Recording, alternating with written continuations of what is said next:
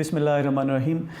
इब्तदा है रब जलील के 99 बबरकत नामों से जिसने हमारे दिलों को हिदायत के नूर से मुनव्वर फरमाया। मैं हूँ professor Noman Mudassir, head of department Urdu, unique group of institutions.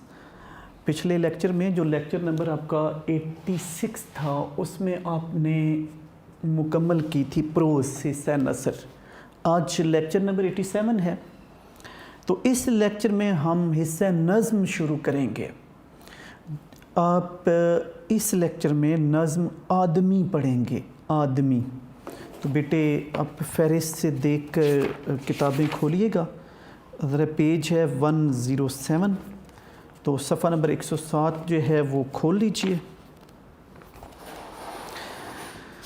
ये सैयद ज़मीर जाफ़री की नज़्म है जिनकी पैदाइश है 1918 और वफ़ात है 1999। अच्छा बेटे, अब पहले सबसे पहले तो इनिशियल लाइंस होंगी, तो आप लिखेंगे कि सैयद ज़मीर जाफ़री मशहूर मज़ाहिया शायर थे। उनका मज़ाहिया कलाम उर्दू में बहुत अहमियत का हामिल है। इस नज़्म में उन्होंने असर हाज़िर के इंसानों में असल इंसान की कामयाबी और इंसानी कदरों के फुकदान का ज़िक्र किया है। सैयद ज़मीर जाफ़री मशहूर मज़ाहिया शायर थे। अच्छा, अब ये लाइंस जो ना अब तब यूज़ करते हैं जब यानी जो ज़ाहिर नज़्म के अशार तो दो आते हैं। पहले शेर के शुरू में आप इस्तेमाल करते हैं और पैसेज चेंज करते हैं, अगले में जाकर तो आप सिर्फ पैसेज चेंज करते हैं और वो दूसरे शेर में शायर कहता है या इस बात पर रोशनी डालते हुए कहता है। अच्छा जी, उनका मज़ाहिया कलाम अगला सेंटेंस है उर्दू में अहमियत का हामिल है। उनका सेंटेंसेस चेंज हो सकते हैं, थीम ये रहना चाहिए। उनका मज़ाहिया कलाम उर्दू अदब में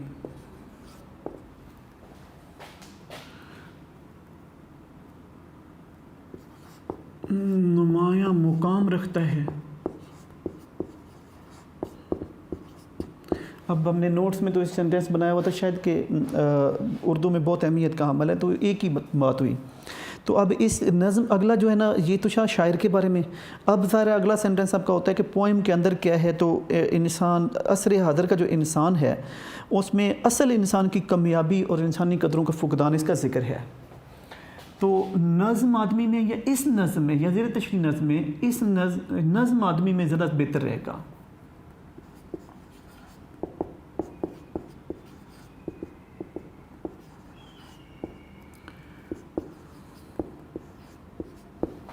उनने दौरे हाज़िर या असर हाज़िर के इंसानों में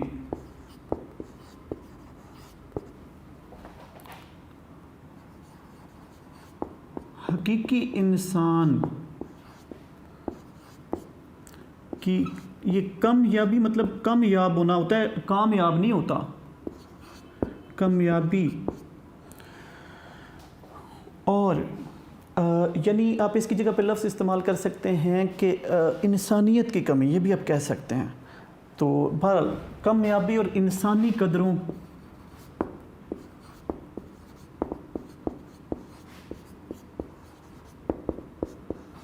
के फुकदान का तज़किरा किया है या को उजागर किया है। फुकदान को उजागर किया, वो ज़्यादा सेंटेंस अच्छा होगा।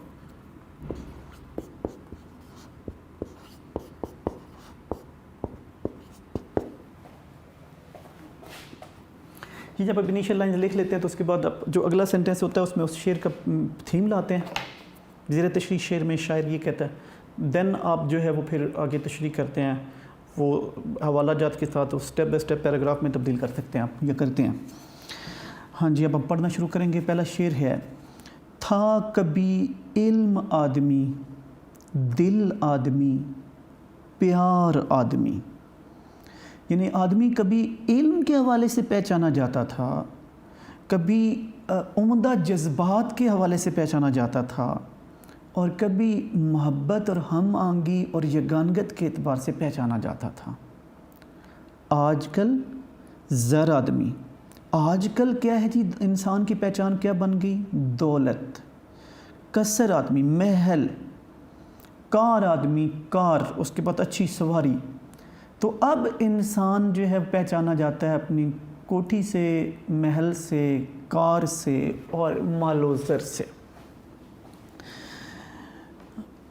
اب جب آپ کہیں گے زیر تشریح شعر میں سید ضمیر جعفری کہتے ہیں کہ ایک وقت تھا کہ کبھی انسان پہچانا جاتا تھا اپنے علم کی بدولت، اپنے عمدہ دلی جذبات و احساسات کی بدولت اور ہم آہنگی اور محبت کی بدولت، لیکن اب انسان کی پہچان دولت، کوٹھی، کار، مال و زر بن کر رہ گئی ہے۔ انسانی اقدار تبدیل ہو گئی ہیں اور ایک زمانہ تھا جب انسان کی پہچان انسانی خوبیوں کے اعتبار سے ہوتی تھی، اس کی علمی استعداد اور قابلیت کے اعتبار سے ہوتی تھی، اس کے عمدہ جذباتی احساسات کی بدولت ہوتی تھی، اس کے عمدہ قلبی رویوں کی بدولت ہوتی تھی جو اصل میں انسان کو انسان بناتے ہیں۔ ظاہر اندر حسد، بغض، کینہ ہو تو انسان تو اچھا انسان نہیں ہے، لیکن اگر محبت، ہم آہنگی، یگانگت، ایثار، صلہ رحمی اور دوسروں کی مدد کرنے جیسے جذبات ہیں، بڑوں کے احترام اور چھوٹوں پر شفقت جیسے، تو پھر تو وہ انسان ہے۔ تو ان جذبات کے اعتبار سے کبھی انسان کی پہچان ہوتی تھی، لیکن موجودہ زمانے میں ایسا یہ طوفانی دور آیا ہے، ایسی مادیت پرستی ہے کہ اب یہ دیکھا جاتا ہے کہ کس انسان کے پاس بڑا گھر ہے، محل نما اس کا گھر ہے، اس کے پاس بڑی عمدہ سواری ہے، اور پھر اس کے پاس روپیہ پیسہ بینک بیلنس کتنا ہے۔ تو اب آدمی کا تعارف جو ہے، پہچان جدید دور میں روپے پیسے کے اعتبار سے ہوتی ہے اور قدریں اب تبدیل ہو گئی ہیں۔ اب ظاہر جو سماجی قدریں ہوتی ہیں وہ کسی نسب العین کی بدولت بنتی ہیں یا ان کا تعین ہوتا ہے۔ انفرادی اور اجتماعی سطح پر انسان کے سامنے جو ہدف ہوتا ہے اسی کی اہمیت زیادہ ہوتی ہے۔ اب اگر ہدف سامنے علم ہے، محبت ہے، ایثار ہے تو وہی قدریں بن جائیں گی، اور اہداف ہیں اگر کوٹھی بنگلہ کار تو وہ قدریں بن جائیں گی۔ تو اگر انسانی معاشرہ ہے تو علم کی بدولت، علم کو بنیادی حیثیت حاصل ہے۔ کیا جاننے والے اور نہ جاننے والے برابر ہو سکتے ہیں؟ قرآن کہتا ہے۔ تو علم کی بدولت ہی انسان کو فرشتوں پر فضیلت ملی تھی اور ان سے سجدہ کروایا گیا تھا آدم کو۔ تو اب علم کے بل بوتے پر قرآن نے خود کہہ رکھا ہے جاننے والے نہ جاننے والے برابر نہیں ہو سکتے، اہل علم کو فضیلت حاصل ہے۔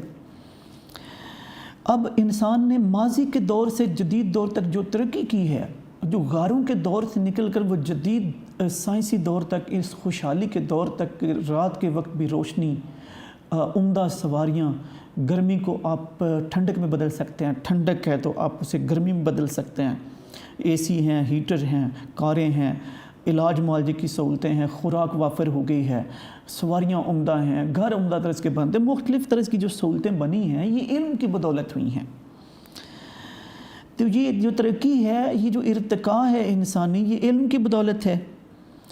اسی طرح جو ایک تو یہ علم کی اہمیت ہوئی، دوسری طرف اچھا انسان جو دوسرے انسانوں سے الفت سے، محبت سے، تہذیب سے، شائستگی سے پیش آتا ہے، ان کے دکھ درد میں شریک ہوتا ہے، تو وہ اس انسان کی انسانیت کی قدر کی جاتی ہے اور اصل میں انسان تبھی بنتا ہے۔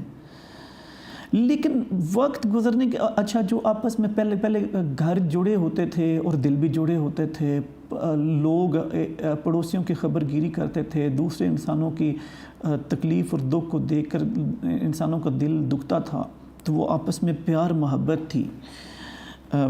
تو اب کیا ہے، جو جدید دور کا انسان ہے مشینی ہو کر رہ گیا ہے، تو ہے دل کے لیے موت، مشینوں کی حکومت، احساس مروت کو کچل دیتے ہیں آلات۔ تو اب محبت اور پیار ختم ہو گیا، یہ قدریں ختم ہو گئیں جو علم محبت والی تھیں۔ اب مادی وسائل ہی دیکھے جاتے ہیں کہ کس کے گھر دانے ہیں، پھر اس کے پاگل بھی سیانے ہوتے ہیں۔ نہیں کچھ اس کی پرسش الفت اللہ کتنی ہے، یہی سب پوچھتے ہیں کہ آپ کی تنخواہ کتنی ہے۔ موجودہ زمانے میں یہ دیکھا جاتا ہے کہ کس نے کتنی دولت جمع کی ہے، کتنا بینک بیلنس ہے، کتنے اس نے پیسے کمائے ہیں، اس کا گھر کیسا ہے، کس علاقے میں ہے، ڈیفنس میں ہے یا گلبرگ میں ہے، ماڈل ٹاؤن میں ہے یا شادمان میں ہے یا پوش ایریاز میں ہے یا اسی طرح مختلف شہروں کے اندر جو پوش ایریاز ہیں کہاں ہے۔ پھر اس کے پاس کیسی گاڑی ہے، کس برانڈ کی ہے، کس سال کی ہے، یعنی کون سا ماڈل ہے، تو پھر اس کے پاس بینک بیلنس کتنا ہے، اس کی فیکٹریاں کتنی ہیں، تو دولت کتنی ہے اس کے پاس۔ تو اب انسان کو دولت کے ترازو میں ہی تولا جاتا ہے، حالانکہ یہ چلتی پھرتی چھاؤں ہوتی ہے، دولت تو ہاتھ کا میل، پیسہ تو ہاتھ کا میل ہوتا ہے۔ یہ بتانے وہم و گماں ہیں، یہ مال و دولت دنیا یا رشتہ و پیوند اقبال نے کہہ رکھا ہے۔ تو دراصل شاعر کہنا چاہتا ہے کہ یہ حیوانی معاشرے میں بدل گیا ہے، جو خوبیاں انسان میں ہونی چاہیے وہ ختم ہو گئی ہیں، مثبت خوبیوں کی جگہ منفی خوبیاں آ گئی ہیں۔ تو اس پر وہ حیرت کا اظہار شاعر کر رہا ہے کہ پہلے تو عمدہ برتاؤ، حسن سلوک، پیار، محبت، علم، یہ سب اہمیت رکھتے تھے، لیکن اب مقصد انسان کا دولت ہے، کوٹھی بنگلہ اور کار ہے۔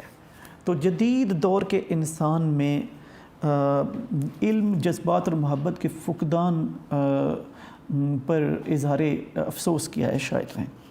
یہ تھا آپ کا شعر نمبر 1۔ اب ہم شعر نمبر 2 پہ جائیں گے۔ کل بلاتی بستیاں، مشکل سے 2-4 آدمی، کتنا کامیاب آدمی ہے، کتنا بسیار آدمی۔ پہلے تو میننگ لکھ لیں۔ اب کل بلاتی بستیاں مراد ہے بہت آبادی ہو گئی ہے، گھنی آبادیوں والی بستیاں ہیں، بہت آبادی، گنجان آبادی۔ اپنے لاہور کو اب دیکھیں، وہ بڑھتا بڑھتا کہاں تک پھیل چکا ہے۔ اصل لاہور کہاں دیواروں کے اندر، دروازوں کے اندر تک تھا، اور اب تو اصل لاہور جو ہے وہ بہت دور تک ہے۔ یا مسلم ٹاؤن سے ہی بیریا ٹاؤن کوئی آدھا گھنٹہ لگ جاتا ہے جانے کے لیے، تو کافی دور تک پھیل چکا لاہور۔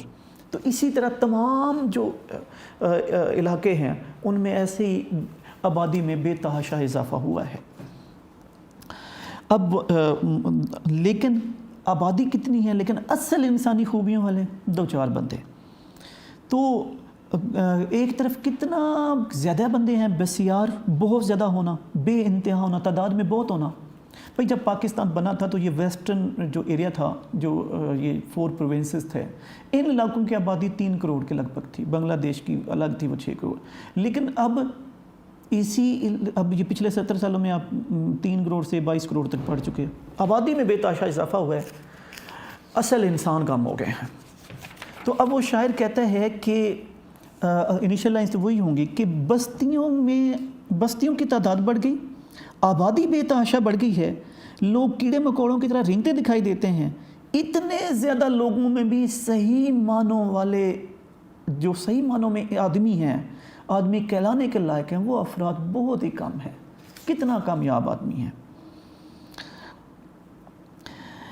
اب شاعر تذکرہ کر رہا ہے کہ انسانیت یا انسان نہ محض جسم، محض تعداد، چلنے پھرنے، کھانے پینے، گفتگو کرنے والی مخلوق کا نام نہیں ہے۔ انسانیت انسانی خوبیوں سے مزین ہونے کا نام ہے۔ انسان وہی بنتا ہے، انسان وہی جو انس جیسا ہو، جو آدم جیسا ہو۔ تو انسانیت دوسروں کے کام آنے کا نام ہے۔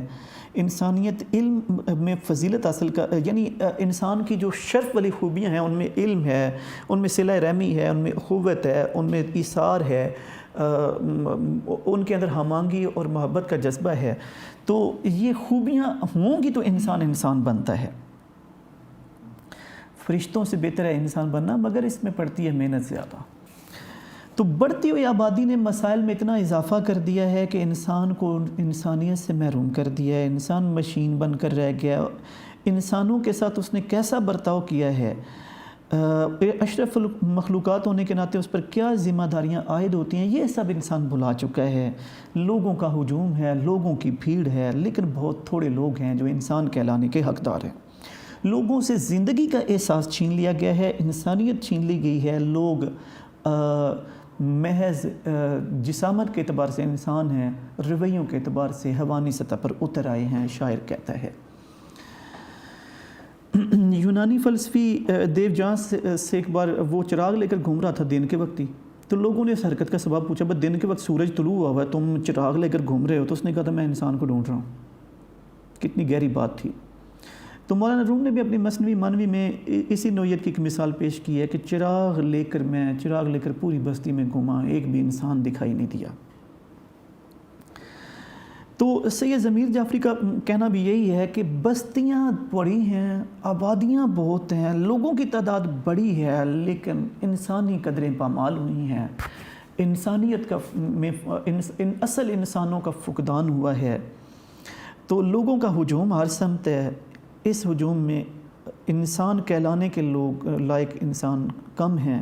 کوئی اپنی دولت پر گھمنڈ کرتا ہے، کوئی خدائی دعوے دار ہے، کوئی ریاکاری کرتا ہے، دکھاوے میں نیک بنتا ہے، اصلیت میں نہیں، ذخیرہ اندوزی کرتا ہے، دوسروں کا حق مارتا ہے، بھائی بھائی کے خون کا پیاسا ہے، یا اس کو کہنے بولنے اٹھنے بیٹھنے کی تہذیب تمیز شائستگی نہیں ہے، تو وہ جو انسانی خوبیاں تھیں ان کا قید دکھائی دیتا ہے۔ آدمی کوئی نہیں ہے، آدمی کی صورت والے بہت سے لوگ ہیں۔ اب کہاں انسان جسے انسان کہیں، چلتی پھرتی دیکھ لو پرچھائیاں۔ شعر نمبر 3 ہے جی۔ پتلی گردن پتلے ابرو، آئی بروز کو کہتے ہیں، پتلے لب ہونٹ پتلی کمر، جتنا بیمار آدمی اتنا طرح دار آدمی۔ کہتے ہیں جی کہ ماضی میں انسان کا سمجھا جاتا تھا کہ جو دبلا پتلا ہے، جو کمزور ہے، وہ بیمار ہے، لیکن موجودہ دور کی عجیب یعنی جدید دور کی عجیب روایت ہے، عجیب اس کا تاثر ہے کہ جتنا شخص دبلا پتلا کمزور ہوگا اتنا خوبصورت سمارٹ سمجھا جاتا ہے۔ تو جتنا وہ بیمار لگے گا اتنا ہی طرح دار لگے گا، اتنا ہی اسے خوبصورت حسین سمجھا جائے گا، اسے بانکا سجیلا سمجھا جائے گا، طرح دار، وزادار، بانکا سجیلا۔ تو گویا حسن کی قدریں بھی جدید دور میں بدل گئی ہیں۔ اچھا، اب خوبصورتی کا لفظی مطلب تو بے عیب ہونا ہوتا ہے، یعنی قد و قامت میں، سراپے میں کسی قسم کی کوئی خامی نہ ہو۔ تو جس شے یا شخص میں انسان کو کوئی کمی خامی نظر آئے، وہ شے انسان کے نزدیک خامی نظر نہ آئے، وہ حسین لگتی ہے چیز، اور پھر اس کی جو انداز اتوار ہے وہ بھی عمدہ ہوں۔ تو اب کیا ہے جی کہ دبلا پتلا رکھنے کے جدید دور میں اب مرکز کھلے ہوئے ہیں، لوگ اپنی مرضی کے مطابق کھانا نہیں کھاتے، ڈائٹنگ کرتے ہیں، موٹے نہ ہو جائیں، صحت نہیں بناتے، بلکہ اپنے آپ کو دبلا پتلا رکھنے کی کوشش کرتے ہیں، بھویں باقاعدہ باریک بنائی جاتی ہیں، اور وہ کم کھاتے ہیں تاکہ گال بھی نہ لٹکے ہوئے ہوں، بڑے ہوئے ہوں، ہونٹ بھی بالکل پتلے رہیں، کمر بھی بالکل پتلی ہو، پیٹ کا کوئی عنصر نہ ہو بڑے ہوئے پیٹ کا۔ تو اب جو حسن کی یہ حسن کے معیارات ہیں، یہ سمجھے جاتے ہیں کہ وہ بانکا سجیلا تب ہوگا جب وہ سمارٹ ہوگا۔ اب جو حسن ہے یہ جو ہے نا انسان میں ایک اضافی قدر ہے، تو وقت کے ساتھ بدلتی رہتی ہے، یعنی افریقہ میں حسن کا معیار اور ہوگا، یورپ میں الگ ہوگا، ایشیا میں الگ ہوگا۔ البتہ ماضی میں جتنے معاشرے ہیں ان میں ایک اشتراک تھا کہ جو صحت مند تھا، توانا تھا، مضبوط تھا شخص، وہ خوبصورت سمجھا جاتا تھا۔ مطلب مونجدڑو ہے، ہڑپا ہے، سائی والے، وہاں سے جو مجسمے یا گندھارا آرٹ ہے، وہ آپ دیکھیں جو مجسمے برآمد ہوئے ہیں وہ دبلے پتلے، صرف وہ سدھارتھ جس نے تپسیا کی تھی، جنگلوں میں نکل گیا تھا، وہ بھوک کی وجہ سے ایسا ہوا، ورنہ سب تنو مند ہیں۔ جو پیرامڈ سے نکلے ان میں بھی آپ دیکھیں، مورتیوں کی بات نہیں ہو رہی، کیا کہتے ہیں، ممیوں کی بات نہیں ہو رہی، بلکہ یعنی جو ممیز بنائی گئی ہیں ان کی بات نہیں ہو رہی، بلکہ وہ جو بول ہول اور مختلف قسم کے مجسمے برآمد ہیں وہ بھی صحت مند ہیں۔ تو خوبصورت مرد وہی سمجھا جاتا تھا جو طاقتور ہو، مضبوط ہو، لیکن سید ضمیر جعفری کہتے ہیں عجیب دور آ گیا، اب وہ خوبصورت ہے دبلا پتلا کمزور ہو، آندھی کے ساتھ آنے کا، آندھی آتی ہے اس کے اڑنے کا خدشہ۔ تو اب وہ کہتے ہیں کہ یہ زندگی کے بارے میں رویہ ہمارا درست نہیں ہے، لوگوں میں حسن کی صحیح قدریں متعارف کروائی جانی چاہیے۔ مغرب کی پیروی میں اسمارٹ ہونے میں ہم اصل حسن کو بھلا بیٹھے ہیں۔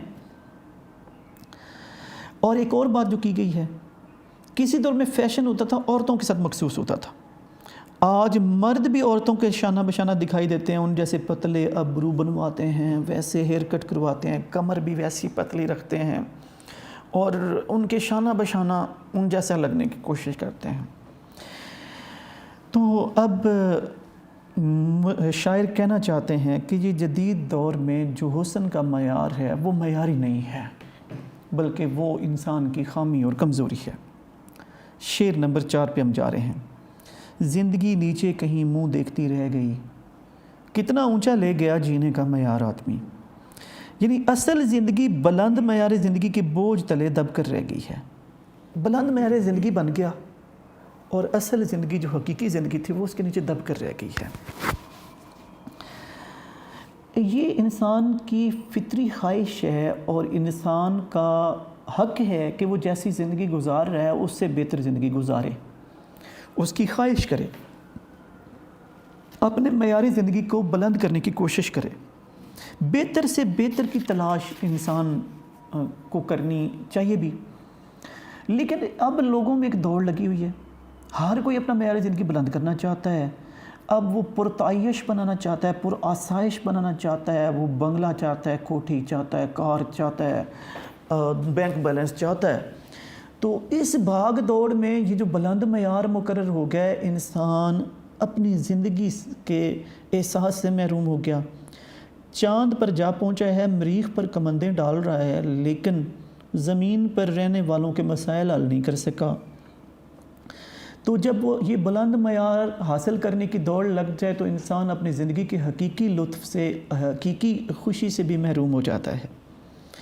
تو اور پھر بہت سے لوگ اس زندگی کو حاصل نہ کر سکنے کی وجہ سے مختلف ذہنی عوارض کا، احساس کمتری کا شکار بھی ہوتے ہیں۔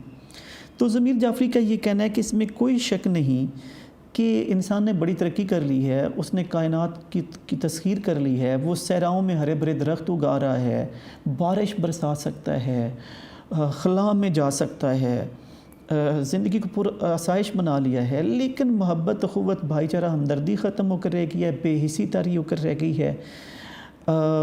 صحیح معنوں میں انسان کو انسان جیسی زندگی بسر کرنی چاہیے تھی، انسان ویسی بسر نہیں کر رہا۔ وہ ساری جستجو ان زندگی کو پرتعیش اور پر آسائش بنانے کی کوشش میں لگا رہا ہے، ساری کوششیں لگا رہا ہے، کر رہا ہے۔ تو اسے چاہیے تھا کہ حقیقی زندگی کی سے لطف اندوز ہوتا۔ تو اب جو زندگی کی یہ نعمتیں تمام بنی انسان کے لیے تو یہ قابل رسائی نہیں ہیں، چند گنے چنے افراد اسے انہیں حاصل کر سکتے ہیں۔ تو مجموعی انسانیت ان سے محروم ہے اور لوگوں کی اکثریت پھر ان کو حاصل کرنے کی کوشش میں ہی، بنگلہ بنانے میں، کوٹھی بنانے میں، کار حاصل کرنے کی کوششوں میں ہی وہ اپنی زندگی بسر کر دیتی ہے اور زندگی کا حقیقی لطف جو ہے اسے کھو بیٹھتی ہے۔ یہ جی آپ کا شعر نمبر 4 تھا۔ اب شعر نمبر 5۔ عمر بھر صحرا نوردی کی، ریگستانوں میں گھومتا رہا مگر شادی نہ کی۔ کیس دیوانہ بھی تھا، کتنا سمجھدار آدمی۔ کیس یعنی کیس مجنوں کا اصل نام تھا، آپ جانتے ہیں۔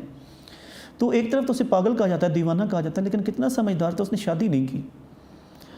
یعنی ساری زندگی ریگستانوں میں گھومتا رہا، لیلا کی تلاش میں رہا، لیکن لوگ اسے دیوانہ سمجھتے ہیں، وہ انتہائی سمجھدار تھا، اس نے شادی نہیں کی۔ اب یہ بنی عامر کے قبیلے سے تعلق تھا، اس کا نام تھا کیس اور لیلا کا عاشق تھا۔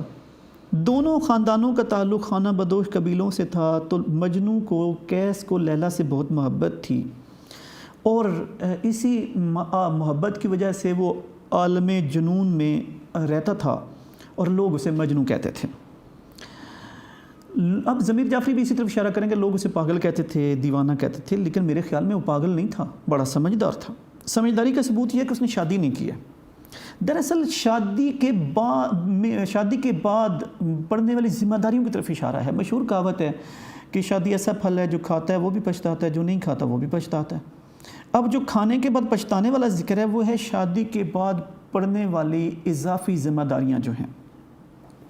تو شادی شدہ انسان جو ہے وہ شادی کے بعد کے جب بوجھ پڑتے ہیں تو اس میں سر کے بال اٹھ جاتے ہیں، کمر خمیدہ ہو جاتی ہے، تو طرح طرح کی پریشانیوں میں مبتلا رہتا ہے، بیوی بچوں کے نان نفقے کی ذمہ داریاں ہوتی ہیں، ان کی تعلیم کی، ان کے کھانے پینے کی، تو وہ اپنی ذات کے بعد بہت سی زندگیوں کا وسیلہ بنتا ہے، ان کا ذمہ دار ہو جاتا ہے۔ تو اب وہ جو شادی ہے وہ بہت سی ذمہ داریوں کا نام ہے، اور بہت سے لوگوں کو یہ زندگی عذاب جیسی دکھائی دینے لگتی ہے۔ تو انسان جو شادی سے پہلے آزادی رکھتا ہے، یعنی آنے جانے کی آزادی، سونے بیٹھنے کی آزادی، دوستوں میں بیٹھنے کی آزادیاں، وہ ہنستا کھیلتا گھومتا دکھائی دیتا ہے، لیکن جیسے وہ شادی کرتا ہے اس کے بعد یہ ساری آزادیاں ختم ہو جاتی ہیں۔ اب گھر والوں کی مرضی سے اٹھنا جاگنا آنا جانا بھی ہوتا ہے، نان نفقے کی ذمہ داریاں بھی ہوتی ہیں، تو آزادیاں ختم ہو جاتی ہیں، تو اس سے سابقہ زندگی انسان کو پھر جنت لگتی ہے، محسوس ہونے لگتی ہے۔ شادی کرنے سے پہلے جو اسے شادی کی کئی رسموں کا سامنا کرنا پڑتا ہے، گھر سے جانا پڑتا ہے، روٹھوں کو منانا پڑتا ہے، ولیمے دعوتیں کرنی پڑتی ہیں، بعد میں بیوی کی فرمائشیں ہوتی ہیں، بیوی بچوں کی نان نفقے کی ذمہ داریاں ہوتی ہیں۔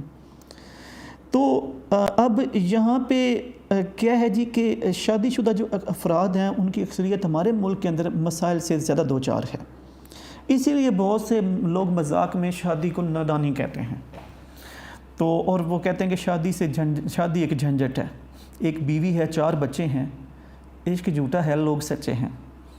تو سید ضمیر جعفری بھی لیلا مجنوں کے مشہور قصے کی روایت سے یہ بات واضح کر رہے ہیں کہ مجنوں کا شادی نہ کرنا بڑا ہی عمدہ عمل تھا، سمجھداری تھی، اگر ایسا کر لیتا اسے کوئی نہ جانتا ہوتا، وہ محبت نہ کر سکتا، وہ شادی کے مسائل سے دوچار ہو جاتا۔ اب اس کے بعد بیٹے اگلا شعر ہے دانش و حکمت، یہ انشاءاللہ ہم اگلے لیکچر میں پڑھیں گے بیٹے۔ اپنا بہت زیادہ خیال رکھیے گا، خدا حافظ، اللہ نے کے پان۔